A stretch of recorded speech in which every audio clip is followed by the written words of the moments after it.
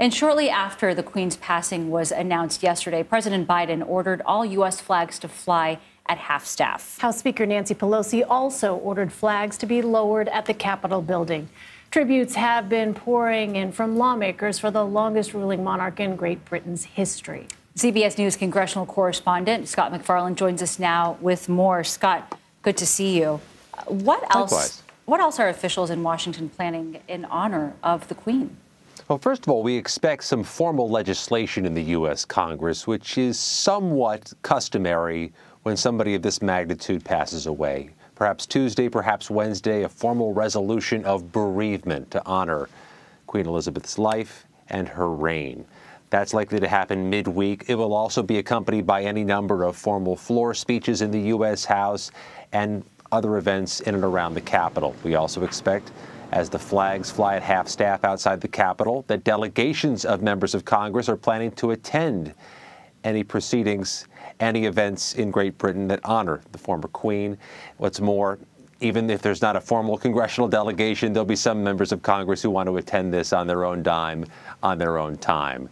At the British Embassy here in Washington, in Northwest Washington, D.C., they've opened the doors for a condolence book signing for members of the public to go in there, put their names in the book, share their condolences with the royal family, and of course the president planning some type of honor for the former Queen, likely a visit to Great Britain during proceedings there later this month. Well, Scott, we have heard from dozens of lawmakers so far who have spoken out about the Queen. What has stood out to you the most?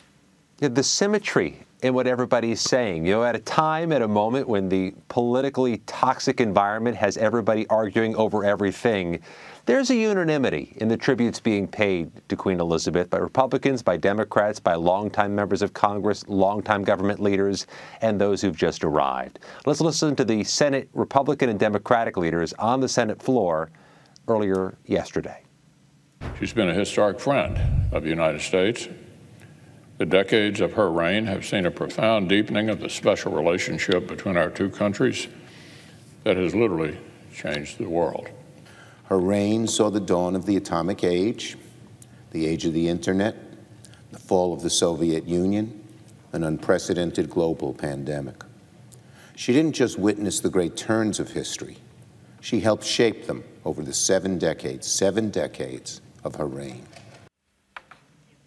One thing that stood out is, again, you have Republicans and Democrats saying the same thing, that they are quite struck by the length and the breadth of her reign. It's nearly 70 years. Members of Congress have been around for a long time in some cases, but none of them got their start at such a young age and has such a legacy. And I think they're all acknowledging that today, that even those who've been around here for what seems like generations, they recognize the Queen did something no one else has ever done. An extraordinary figure. Scott MacFarlane for us in Washington. Scott, thank you.